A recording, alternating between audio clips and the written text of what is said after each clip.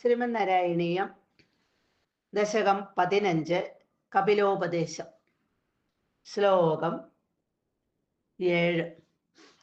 അഗജാനന പത്മാർക്കം ഗജാനനമഹർനിശം അനേകദം തം ഭക്താനാം ഏകദന്തമുപാസ്മഹേ.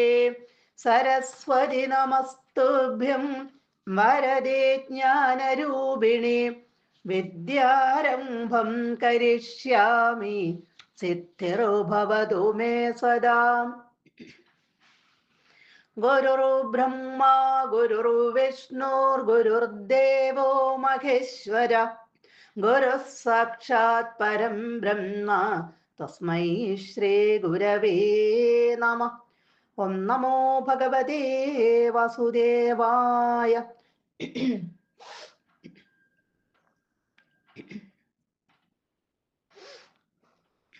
യുവതി ജഠരഖിന്നോ ജാതബോധോപ്യകാണ്ഡേ പ്രസവഗളിതബോധക്രീഡയോല്ലംഘ്യ ബാല്യം പുനരഭിഭേദമുഖ്യത്യേവ താരുണ്യകാലേ കപിലതനുരിതി ത്വം ദേവഹുത്യൈനഗാദി.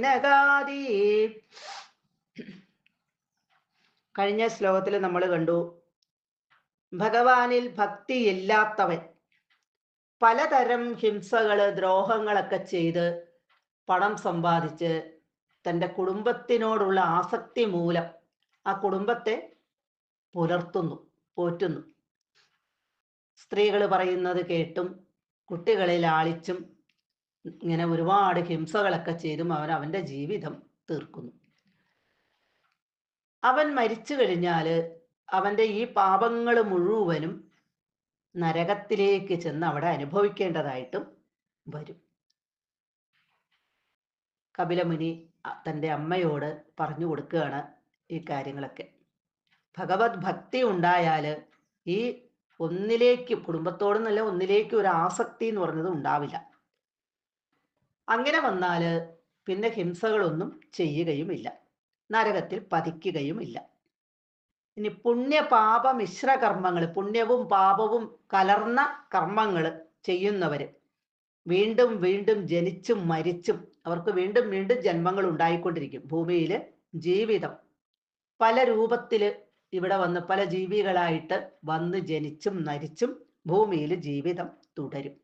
അവര് മോക്ഷപ്രാപ്തിയിലേക്ക്, പുനർജന്മമില്ലാത്ത ആ അവസ്ഥയിലേക്ക്, ഭഗവാനിലേക്ക് ലയിക്കുക എന്ന ആ ലക്ഷ്യത്തിലേക്ക് എത്തിച്ചേരുകയില്ല.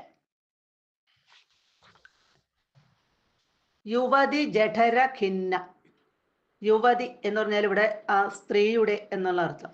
ജഠര ഗർഭപാത്രത്തില്, ഉദരത്തില് കിടന്ന് ഖിന്ന ദുഃഖിക്കുമ്പോൾ, അമ്മയുടെ ഗർഭപാത്രത്തിൽ കിടക്കുമ്പോഴുള്ളൊരു കുട്ടിയുടെ അവസ്ഥയാണ് ഈ പറഞ്ഞത്. ആ ഗർഭപാത്രത്തിൽ കിടന്ന് ദുഃഖിക്കുമ്പോൾ അകാണ്ഡേ അനവസരത്തിൽ ജാത ഉണ്ടായിട്ട് ബോധം യഥാർത്ഥത്തിലുള്ള ജ്ഞാനം.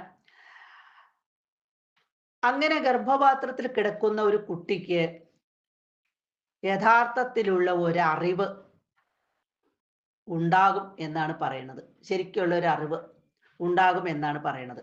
അങ്ങനെ യഥാർത്ഥ ജ്ഞാനം ഉണ്ടായി എങ്കിലും, അപ്പൊ അങ്ങനെ അറിവുണ്ടായി എങ്കിലും, ഇത് തൃതീയ സ്കന്ധം 31-ാം അധ്യായത്തില് പറഞ്ഞിരിക്കുന്നതാണ്. ഭാഗവതത്തില് മനുഷ്യ ജീവിതത്തെ വളരെ ഭംഗിയായിട്ട് അതിനകത്ത് പറഞ്ഞിട്ടുണ്ട്. ഗർഭത്തിൽ കിടക്കുന്ന ഒരു ശിശുവിന് ജ്ഞാനമുദിക്കുമ്പോൾ, അറിവുണ്ടാകുമ്പോൾ ഉണ്ടായ വിചാരങ്ങൾ അവിടെ 12 മുതൽ 10 ശ്ലോകം കൊണ്ട് പറഞ്ഞിട്ടുണ്ട്. ആ കുട്ടിക്ക് നല്ലൊരു അറിവുണ്ടാകുമ്പോൾ സ്വയം അത് ചിന്തിക്കും. ഗർഭപാത്രത്തിൽ കിടന്നുകൊണ്ട് ചിന്തിക്കും, ഞാൻ ഒരുപാട് പാപങ്ങൾ ചെയ്തത് കൊണ്ടാണ് ഇപ്പോൾ ഇതിനകത്ത് ഇങ്ങനെ കിടന്ന് കഷ്ടപ്പെടേണ്ടി വരുന്നത്.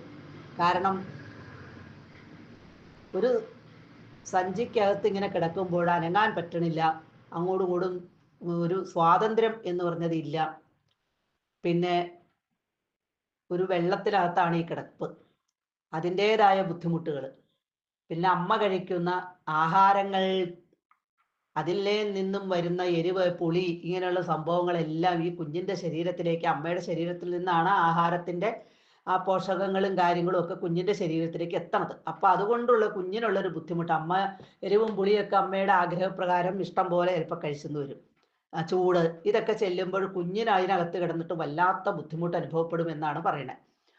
അപ്പോഴൊക്കെ ഈ കുഞ്ഞ് ചിന്തിക്കും, ഞാൻ ചെയ്ത പാപങ്ങളുടെ ഫലമാണ് ഞാനിപ്പോൾ ഇവിടെ കിടന്ന് അനുഭവിക്കുന്നത്. പുറത്തേക്ക് വന്നു കഴിഞ്ഞാൽ, ഭൂമിയിലേക്ക് പിറന്നു കഴിഞ്ഞാൽ പിന്നീട് ഞാൻ നല്ലവനായിട്ട് ജീവിക്കും, ഒരു പാപവും ചെയ്യില്ല എന്നൊക്കെ അവിടെ കിടന്ന് ചിന്തിക്കും എന്നാണ് ഭാഗവതത്തിൽ പറയുന്നത്. ഇനി അത് കഴിയുമ്പോൾ എന്തായിരിക്കും സംഭവിക്കാൻ പോണത്? കുഞ്ഞ് ജനിച്ചു കഴിയുമ്പോൾ പ്രസവ ഗളിത ബോധ, ഗളിതം എന്ന് പറഞ്ഞാൽ പൊയ്പോയ, പ്രസവിച്ചു കഴിയുമ്പോൾ, ആ കുഞ്ഞ് ജനിച്ചു കഴിയുമ്പോൾ ആ അറിവ്, ബോധ, ആ ജ്ഞാനം, അറിവ് ഇവിടെ ഗളിത, പൊയ്പോയി, അതായത് നഷ്ടപ്പെട്ടു. ജനിച്ചു കഴിഞ്ഞപ്പോഴേക്കും ആ ചിന്തകളെല്ലാം പോയി, ആ ബോധമൊക്കെ അങ്ങോട്ട് പോയി. എന്നിട്ടോ പീഡയാ ബാല്യം ഉല്ലംഘ്യ, കഷ്ടപ്പാടുകളോടുകൂടി, പീഡകളോടുകൂടി ബാല്യം ഉല്ലംഘ്യ, കഴിച്ചുകൂട്ടി. ബാല്യകാലത്ത് വളരെയധികം അസുഖങ്ങളും കാര്യങ്ങളും ഒക്കെ ആയിട്ട് നല്ലൊരു കഷ്ടപ്പാട്, അതിനെയൊക്കെ അങ്ങോട്ട് കഴിച്ചു കൂട്ടി. എന്നിട്ട് താരുണ്യകാലേ പുന അഭി, യൗവനകാലത്ത് പുന അഭി, പിന്നെയും മുഹ്യതി ഏവ, മോഹിക്കുക തന്നെ ചെയ്യുന്നു. വേദ കഷ്ടം. പിന്നീട് യൗവനം വന്നു കഴിഞ്ഞാലും ഇതുപോലെ പല വിധത്തിലുള്ള മോഹങ്ങൾക്കടിമയായിത്തീരുന്നു. ജീവിതം എപ്പോഴും സുന്ദരമായിരിക്കണമെന്നില്ല. ഇതി എപ്രകാരം കപിലസ്വരൂപനായ ത്വം നിന്തിരുവടി ദേവഹൂത്യൈ ഞഗാതി, ദേവഹൂതിയോട് അരുളി ചെയ്തു. അപ്പൊ ഒരു അമ്മയുടെ ഉദരത്തിൽ കിടക്കുന്ന സമയത്ത് കുട്ടി വളരെയധികം ബുദ്ധിമുട്ടുകൾ അനുഭവിക്കുന്നുണ്ട്. അപ്പോഴൊക്കെ ചിന്തിക്കും, ബോധം വരും, അപ്പോഴൊക്കെ ചിന്തിക്കും, ഞാൻ ചെയ്ത പാപങ്ങളുടെ ഫലമാണ് ഇപ്പോൾ ഇവിടെ കിടന്ന് അനുഭവിക്കുന്നത്. അതുകൊണ്ട് ഇനി ഞാൻ ഭൂമിയിലേക്ക് പിറന്നു വീണ് കഴിഞ്ഞാൽ ഒരു പാപവും ചെയ്യില്ല, ഞാൻ കഴിഞ്ഞ ജന്മം ചെയ്ത പാപങ്ങളുടെ ഫലമാണ് ഇപ്പോഴിങ്ങനെ അനുഭവിക്കുന്നത് എന്നൊക്കെ വിചാരിക്കും. പക്ഷേ പിറന്നു കഴിയുമ്പോഴത്തേക്കും ഈ ബോധമൊക്കെ അങ്ങോട്ട് പോകും. പിന്നീട് കഷ്ടപ്പാടുകളും ദുരിതങ്ങളും ഒക്കെ അനുഭവിച്ച് നല്ല പ്രവൃത്തികൾ മാത്രമല്ല ചെയ്യുന്നത്, അപ്പൊ വീണ്ടും വീണ്ടും പാപങ്ങൾ ചെയ്തുകൊണ്ടേയിരിക്കും.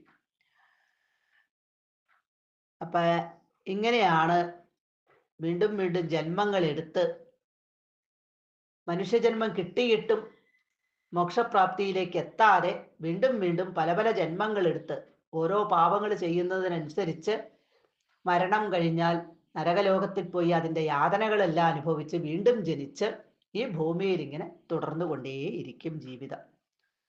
അമ്മയോട് കപിലസ്വരൂപനായിട്ടുള്ള ഭഗവാൻ പറഞ്ഞു കൊടുക്കുകയാണ്. സർവത്ര ഗോവിന്ദ നാമസങ്കീർത്തനം, ഗോവിന്ദ ഗോവിന്ദ.